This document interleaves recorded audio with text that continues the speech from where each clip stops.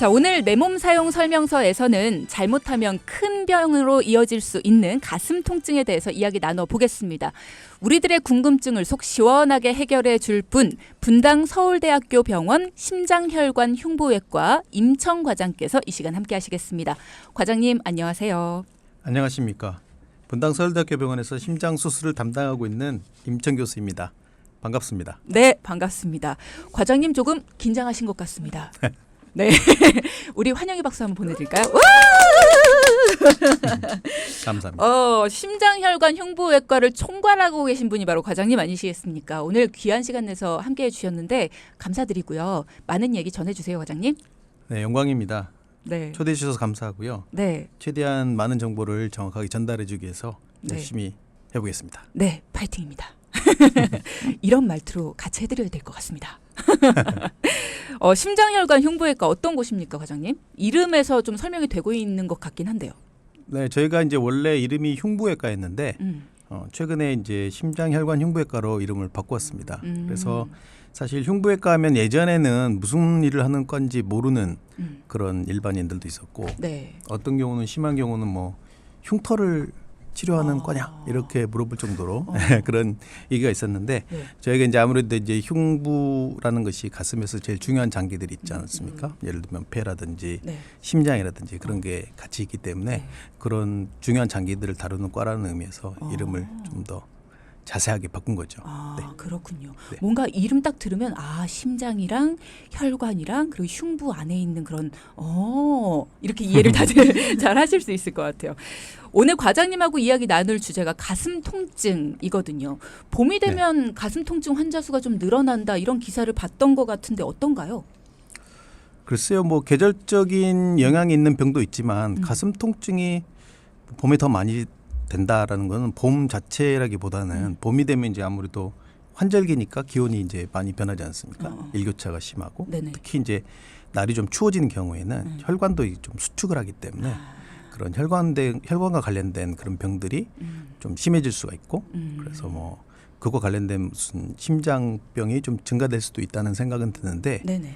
그게 이제 워낙 그 가슴이 아픈 게 굳이 꼭 심장이나 혈관이 아니더라도 가슴이 아플 수 있기 때문에 뭐 봄이 됐다고 가슴이 더 아프다라는 것은 아닌 것 같아요. 근데 오히려 뭐 예를 들면 최근에 뭐 미세먼지라든지 또 꽃가루라든지 그런 것 때문에 뭐 원래 기관지가 안 좋은 분들이나 이런 분들은 좀 이제 그런 흉통을 느끼는 경우가 더 있을 수는 있겠다는 생각이 듭니다. 그렇군요. 네.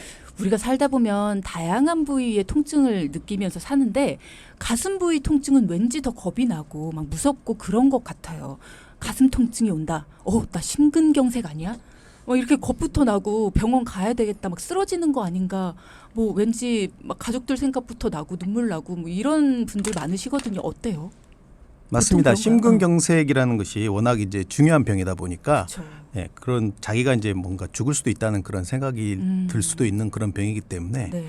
당연히 이제 가슴이 아프면 이게 이제 별게 아니면 대부분 다행이겠지만 뭐 심근경색이다. 그렇게 되면은 일단 걱정이 너무 많이 되기 때문에 네. 예, 그런 것은 충분히 이해가 됩니다. 근데 사실 다행인 것은 그 통증, 가슴 통증이라는 것이 심장 같이 이제 속에 들어있는 장기의 문제 때문에 생기는 것은 별로 흔하지는 않고 대부분 이제 근육이라든지 갈비뼈라든지 그런 겉에 있는 쪽에 통증이 많기 때문에 그렇구나. 예, 크게 걱정은 안 하셔도 되지 않을까. 속에 있는 장기가 아니라 네. 겉에 있는 것들이 아픈 경우가 대부분이군요. 그런 경우에도 과장님을 찾아가는 경우가 많습니까? 흉부외과. 그렇죠. 네.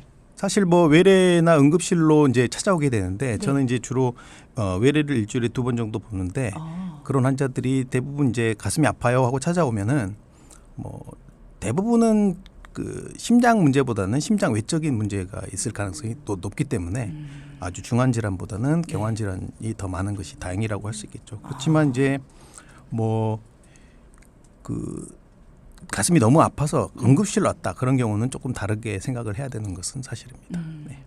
응급실로 내원을 하는 경우에는 조금 다르게 봐야 된다. 왜 그런가요?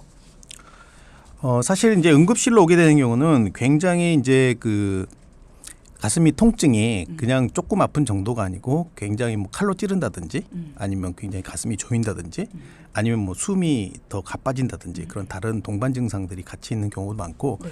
아니면 심한 경우는 이제 쓰러져 가지고 주변 사람에 의해서 발견돼 가지고 응급실로 오는 경우도 있기 때문에 그 흉통의 양상이 굉장히 다양하고 그렇기 때문에 이제 사실 우리나라는 응급실의 문턱이 좀 낮은 편이에요. 그래서 응급실의 접근성이 그래도 다른 그런 나라들에 비해서 좀 좋은 편이기 때문에 네네. 환자들이 물론 가벼운 흉통으로 응급실에 오는 경우도 있지만 이제 심한 경우는 이제 쓰러져 가지고 발견이 돼 가지고 오는 경우도 있습니다. 우리 그래서 과장님한테 전화하신 분 전화 끊어주세요. 네, 과장님 방송 중이십니다. 네, 과장님 바쁘세요? 네, 그래서 응급실로 오신 경우에는 아무래도 조금 자세한 검사부터 시작을 하셔야겠어요, 그죠? 네. 심근경색 아니면 협심증 이런 거는 우리가 조금 겁을 먹기가 쉬운데 가슴 통증에 대한 일반적인 이야기부터 우리가 좀 풀어봤어요. 여러분은 어떠신지 모르겠어요. 봄이 된다고 해서 가슴 통증이 심해지는 건 아니지만 일단은 심장이나 혈관 이쪽에 대한 통증이 좀 늘어날 수는 있다라는 말씀 해주셨거든요. 우리 3부에 조금 더 자세하게 이야기 나눠볼게요. 자, 2부에 이어서 3부에도 심장혈관 흉부외과 전문의 임청 과장과 함께 가슴 통증 및 심장 질환과 관련해 이야기 나누겠습니다. 방송 중에 궁금한 점이 있으시거나 실시간 상담이 필요하신 분들은 문자 주시기 바랍니다. 샵 0999 단문은 50원, 장문은 100원의 정보 이용료 부과됩니다. 자, 가슴 통증을 구분하는 감별 포인트가 있다고 들었어요, 과장님. 좀 알려주세요, 몇 가지만. 네. 가슴이 아프다라고 이제 호소하시는 분들의 대부분은 뭐 심장이나 폐보다는 겉의 통증이 더 많다고 말씀드렸잖아요. 네네. 그래서 사실은 제일 많은 게 이제 근육통이나 염좌 같은 이 흉부의 바깥쪽, 바깥쪽 구조물의 그 이상으로 오는 경우가 많습니다. 특히 최근에는 뭐 피트니스 붐이 불어가지고 뭐 PT도 하고 뭐 골프, 뭐 테니스 이런 것들이 좀 유행하지 않습니까? 그래서 갑자기 이제 운동을 시작한다거나 그런 경우에 자기도 모르게 이제 그런 그 근육이나 또 갈비뼈 이런데 이제 손상이 와가지고 아픈 경우가 대부분입니다. 그런 경우는 사실 이제 그 진통제를 좀 먹거나 아니면 조금 쉬면은 좋아지는 경우가 대부분이기 때문에 그런 경우는 감별이 되는데 이제 우리가 걱정하는 건 이제 심장에 문제가 있을 때 그런 경우가 이제 문제가 되는데 그런 경우는 이제 예를 들면은 그 협심증이라는 그런 병이 있습니다. 그러니까 심장이라는 것이 결국 이제 피를 전신에 짜줘야 되는 펌프 같은 역할을 하는데 굉장히 튼튼한 근육으로 되어 있어요. 그래서 평생을 뭐 분당 한 60회에서 100회 정도 뛴다고 가정을 하면은 평생을 살면 보통 한 30억에서 40억 번 정도나 뛴다고 합니다. 심장이. 그래서 그만큼 오랫동안 튼튼하게 일을 해야 되기 때문에 굉장히 중요한 그 자동차로 따지면 엔진 같은 거잖아요. 그런데 거기에 이제 그 산소나 혈액을 공급하기 위한 그런 혈관이 또 있습니다. 심장에. 그래서 그것이 뭐 왕관 모양처럼 생겼다. 그래서 관상동맥이라고 하는데 그게 이제 동맥경화 같은 병에 의해서 막히게 되면은 심장의 근육에 피가 안 가게 돼요. 그래서 이제 신호를 보냅니다. 심장이 신호를 보내는데 나는 이제 지금 산소가 부족하다. 그런 신호를 보내는데 그게 이제 협심증이라는 겁니다. 가슴 통증이죠. 심장으로 나타나는 가장 중요한 통증인데 처음부터 뭐 심근경색으로 오는 경우는 굉장히 드물지만 처음에는 이제 그런 이제 좁아진 혈관이 이제 보통 이제 천천히 좁아졌을 경우에는 좁아졌다는 신호를 보내게 됩니다. 그게 이제 협심증인데 처음에는 이제 안전성 협심증이라 해가지고 한 5분 정도 쉬면 좋아져요. 5분 정도 쉬면 좋아져요. 네. 그래서 사실 운동할 때 아픈데 좀 쉬면 낫다. 그건 이제 협심증일 가능성이 많고. 어떻게 아파요? 보통 이제 협심증이라는 자체가 이제 가슴이 쥐어짠다고 그러잖아요. 그러니까 이제 뭐 영화나 드라마 같은 건 가슴을 쥐어짜고 뭐 아프고 쓰러지는 그런 장면들이 나오는데. 좀 약간 쭈그려 앉아야지 그렇죠. 좀 그게 이제 편해지고. 협심증, 가슴이 조이는 거죠. 조이기도 하고 숨도 차기도 하고. 근데 협심증은 특징적으로 이제 뭐 목이나 왼쪽 팔, 특히 왼쪽 팔로 이렇게 퍼지는 통증이라고 그래요. 연관통이라는데 방사통 그런 것들이 생기기 때문에 감별이 좀 됩니다. 그런데 반대도 있어요. 반대는 이제 가만히 있는데 아픈데 이렇게 좀 움직이면 좋아지는 경우가 있어요. 그런 경우는 이제 근골격계 통증일 가능성이 많습니다. 어떤 근근육계? 근골격계. 근골격계. 그러니까 겉에 아까 얘기한 겉에 있는 심장이 그런 아니라. 그래서 감별을 하고 근데 이제 그 협심증은 사실 뭐 건강검진이나 이런 데서 진단을 하거나 아니면 심장 정밀 검사를 해서 진단한 다음에 약을 먹으면 대부분 치료가 되는데 네. 이제 쉬었는데 계속 아픈 경우가 있겠죠. 네. 그런 경우는 불안전성 협심증이라고 해서 상당히 위험한 상태입니다. 아, 그렇죠. 그냥 두면 심근경색으로 빠지게 되거든요. 심근경색은 심장 근육이 죽는 거예요. 죽으면 이제 회복이 안 되기 때문에 죽기 전에 뭔가 조치를 해야 되잖아요. 그렇죠. 그래서 그런 경우는 빨리 응급실로 가서 뭔가 조치를 받아야 된다. 그런 겁니다. 심근경색, 심장 근육이 죽는데 그렇게 사람이 몰랐을 정도로 갑자기 죽을 수 있어요? 전 그게 너무 놀라운데. 그거는 이제 그 혈관이 막힐 때 네. 예를 들면은 당뇨나 고혈압이 있는 환자들은 특히 이제 당뇨가 있으면 그 혈관이 막혀서 신호를 보내도 그걸 못 느끼는 경우가 많다고 합니다. 본인이 못 느끼는 그래서 거구나. 천천히 막히는 경우에는 이제 모르고 지냈는데 이게 이제 동맥경화라는 것이 이제 뭐 콜레스테롤이나 지방이 낀다 그러잖아요. 혈관에. 그러면 이제 그 혈관이 이렇게 좁아지게 되는데 간혹 그 동맥경화반이 이제 지방으로 된 덩어리인데 그게 이제 터져요. 터지게 되면은 갑자기 뭐 혈소판 같은 게 달라붙어 가지고 혈전이 생기게 되는데 그런 경우에는 갑자기 막히기 때문에 심장이 뭔가 거기에 적응할 시간을 안 주는 거죠. 그래서 갑자기 위험에 빠지게 되는 겁니다. 그게 이제 심근경색이고 네. 그 전 단계를 이제 불안전성 협심증이다. 불안정성 협심증이다. 그래가지고 그렇구나. 조금 다른 질환인데 어쨌든 협심증을 유발하는 거는 같다라고 볼 수 있는 거죠. 지금 고미영님 문자 주셨는데 저희 남편이 건강검진에서 56% 정도 혈관이 막혔다라고 해서 긴급으로 시술을 들어갔습니다. 그래서 들어가서 보니까 67%로 두 군데가 막혀서 스텐드를 넣었는데 통증은 없었는데요. 이럴 때 자가진단은 어떻게 해야 하나요? 라는 문자를 주셨네요. 그러니까 사실 이제 혈관이란 게 어느 정도 좁아지기 시작했을 때 얼마나 좁아졌을 때 증상이 나타나느냐는 사람에 따라 너무 차이가 많이 나요. 특히 아까 당뇨가 있는 사람들은 증상이 없다 그랬잖아요. 그래서 완전히 다 막혔는데도 모르고 지는 경우가 있어요. 네. 그래서 이제 건강검진을 하게 되면은 보통 이제 컴퓨터 단층 촬영이라는 걸 하게 됩니다. 네. CT라고 알려져 있죠. 그래서 CT를 해서 보면은 CT는 사실은 이제 좁아져 있을 경우에 뭐 석회화도 많이 돼 있고 그래서 좁아진 정도를 어느 정도는 예측을 가능해서 몇 %다라고 얘기를 하는데 그게 정확도는 조금 떨어집니다. 그래서 그런 경우에는 이제 정밀 검사를 하게 되는데 그게 이제 관상동맥 조영술이라고 하는 보통 이제 뭐 사타구니나 팔에 있는 동맥을 이용해 가지고 찍는 거죠. 그 정밀 검사라고 하는데 그걸 하게 되면은 이제 퍼센트는 좀 바뀔 수가 있어요. CT로 보는 거랑 관상동맥 조영술로 보는 건 좀 그래서 차이가 있을 수 있고 관상동맥 조영술이 훨씬 더 정확한 거죠. 그래서 거기서 퍼센트가 다르다고 해서 뭐 병이 더 진행을 했거나 뭐 덜 중요하거나 그건 아니고 똑같이 중요한데 네. 단지 이제 운이 좋아서 그 증상이 없는 상태에서 발견이 된 거니까 스텐트를 해서 좋아졌다고 하면 굉장히 운이 좋으신 거죠. 그게 이제 모르고 지내다가 나중에 거기에 그 동맥경화반이 터져가지고 심근경색으로 응급실에 오게 되면 좀 위험할 수가 있는 그렇죠. 거죠. 네, 다행이네요. 네. 저도 협심증으로 스텐드 시술을 받았는데 의술이 발달해서 그런가 10년이 지났는데 지금도 아무 이상 없이 잘 지내고 있어요라고 서동준님 말씀 주셨네요. 네, 맞습니다. 우리나라가 사실 뭐 여러 가지 매체에서도 보도가 됐지만 우리나라의 의료 수준이 상당한 수준에 올라와 있고 그 중에서도 이 심장혈관 계통의 치료 수준은 세계적으로도 굉장히 높은 수준을 유지하고 있습니다. 특히 네. 이제 스텐트를 넣는 것도 그렇고 또 뭐 관상동맥 우유술이라는 수술이라는 것도 그렇고 그래서 굉장히 수준이 높게 올라와 있기 때문에 적당한 시기에 적당한 치료를 좋은 치료를 받게 되면은 뭐 10년 이상 뭐 우리가 요즘에는 뭐 100세 시대라 그래가지고 뭐 80세 그렇죠. 이상은 훌쩍 네. 사시잖아요. 그래서 예를 들면 60대 때 그런 스텐트를 넣었다고 하면 거의 뭐 자기 예정된 수명대로 다 살 수 있는 정도의 그런 그 의료의 질이 올라와 있기 때문에 참 좋은 나라에 사시는 거죠. 마치 저희와 네. 다른 나라에 살고 있는 것처럼 말씀을 과장님 해주셨는데 네. 혈관 쪽에 가끔 이렇게 바늘로 콕콕 찌르듯이 1초에서 3초 간격으로 통증이 있어요.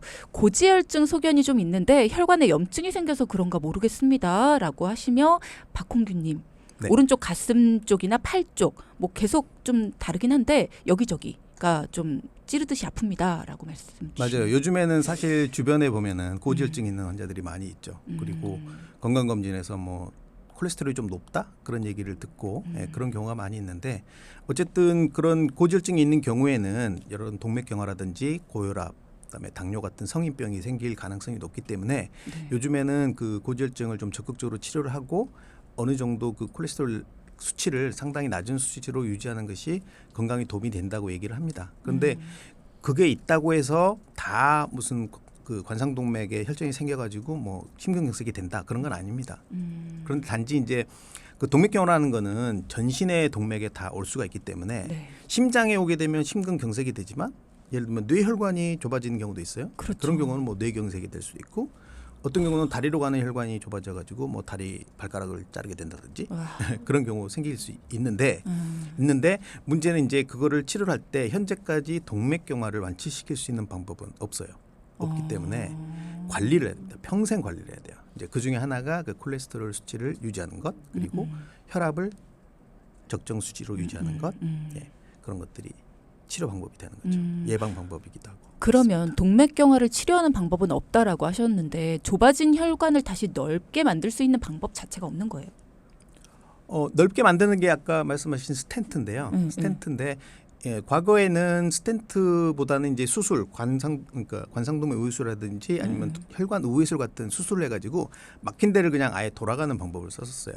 그래서 지금도 쓰고는 있지만 그건 이제 수술이라는 그 살을 째야 되는 그런 게 있기 때문에 최근에는 이제 혈관 내 시술이라 가지고 이제 바늘과 또 철심 같은 걸 이용해 가지고 혈관을 찾아간 다음에 거기다가 이제 특수하게 제작된 스텐트라는 일종의 그물망 같은 거예요. 네네. 그물망 같은 거를 넣어서 넓혀주기도 하고 예, 그런 시술을 이제 혈관 내 시술 같은 걸 많이 하는데 그게 이제 아까 이제 넣었을 때 뭐 10년 동안 괜찮았다고 했잖아요. 그래서 10년 동안 이게 계속 그 병이 재발하지 않고 있을 확률이 95% 이상이라고 보면 돼요. 자기가 관리를 잘 한다는 전제하에서 그렇기 때문에 예, 1차적으로는 최근에는 어떤 혈관이든 좁아졌을 경우에는 스텐트를 하는 것을 1차 치료로 하고 있죠.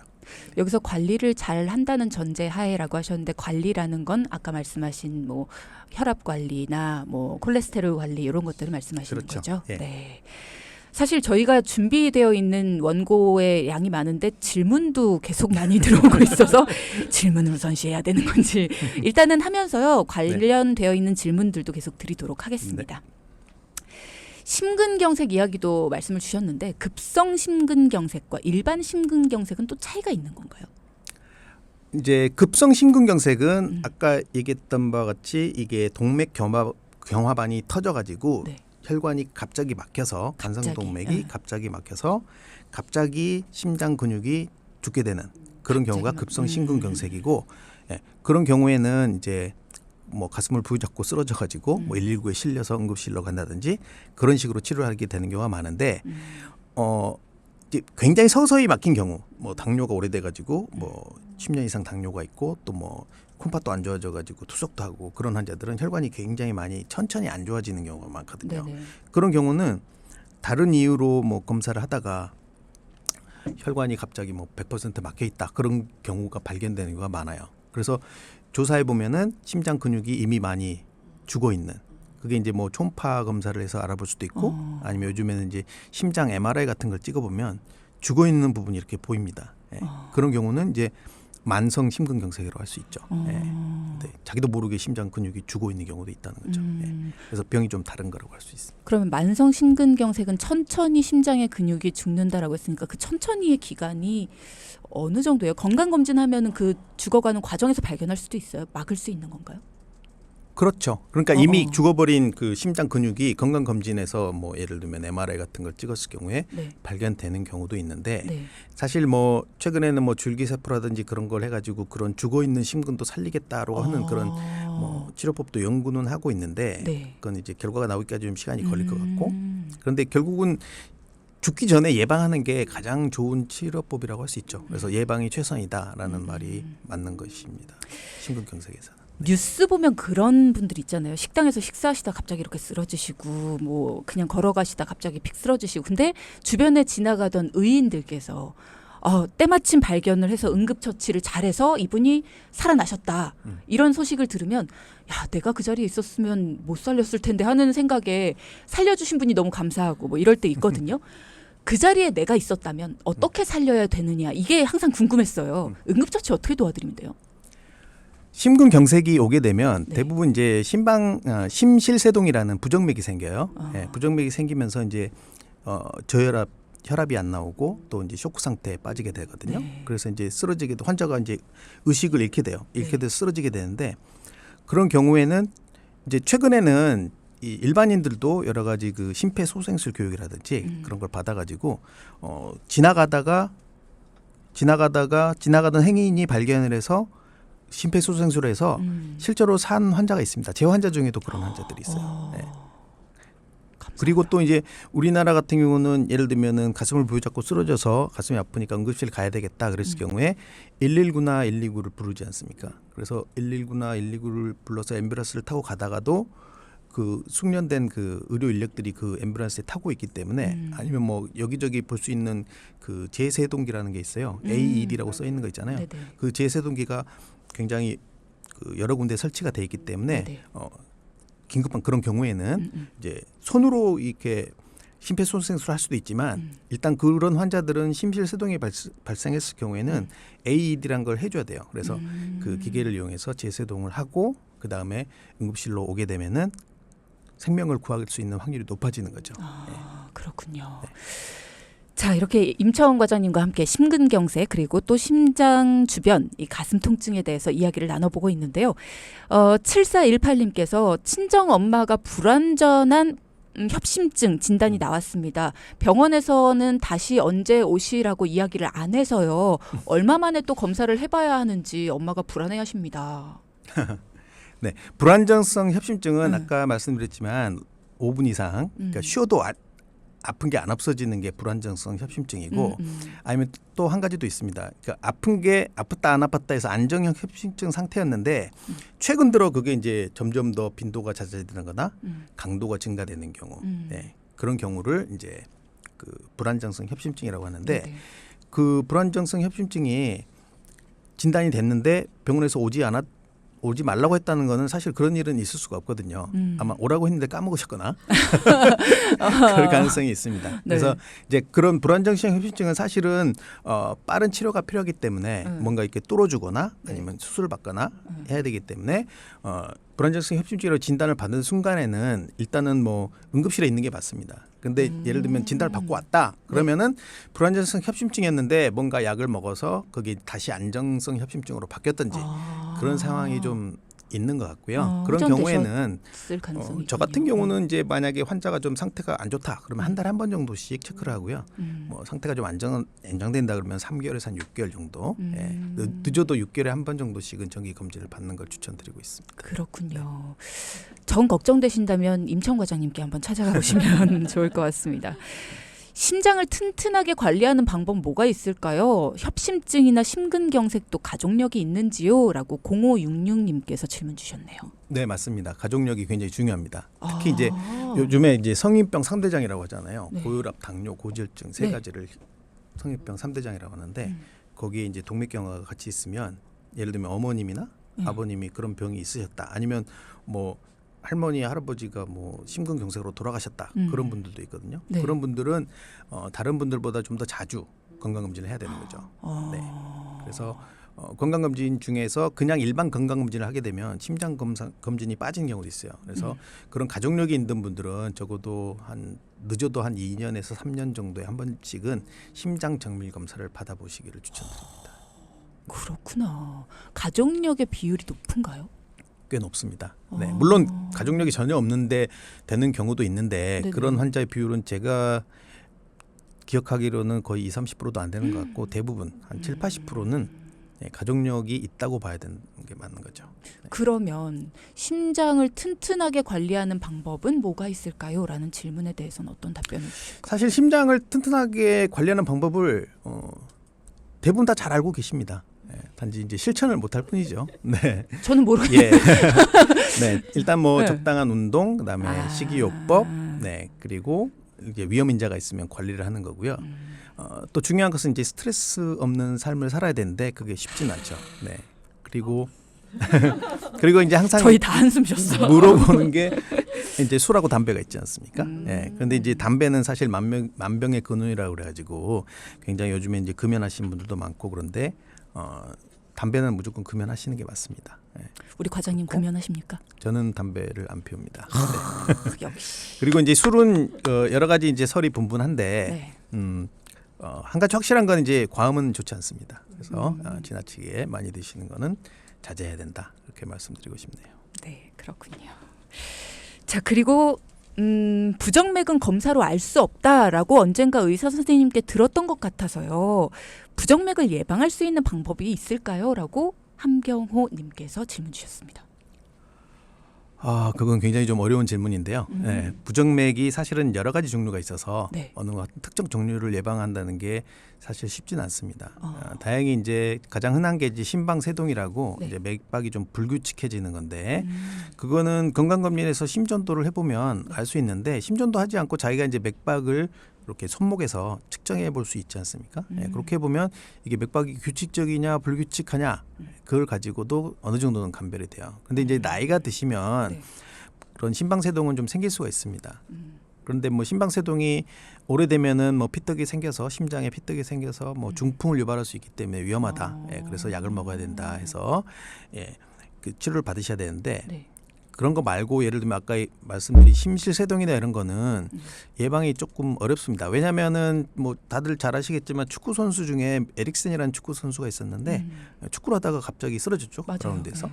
그래서 심근 경색이었는지 확실치 않은데 아마 그 심근 경색이었을 확률이 높은데 부정맥으로 심실세동이 발생하면서 쓰러졌는데 그거를 누가 예측을 할 수가 있겠습니까? 그렇죠. 네, 그래서 부정맥이 또 이제 왔다 갔다 하기 때문에 예를 들면 한 번 심전도를 찍어서 정상이라고 해서 부정맥이 없다고 할 수도 없는 거고 예를 들면 한 번 찍었는데 심방세동이 있다고 해서 계속 심방세동이 계속되는 건 아니거든요. 그러니까 발작성 심방세동이라서 심방세동이 뭐 예를 들면 커피를 마실 때만 나타나거나 그런 경우도 있습니다. 그래서 그런 경우는 조금 이제 치료 방법이 좀 다르긴 한데 어쨌든 그것을 미리 예측해서 예방하고 하는 것은 현실적으로는 건강검진밖에 없는 것 같습니다.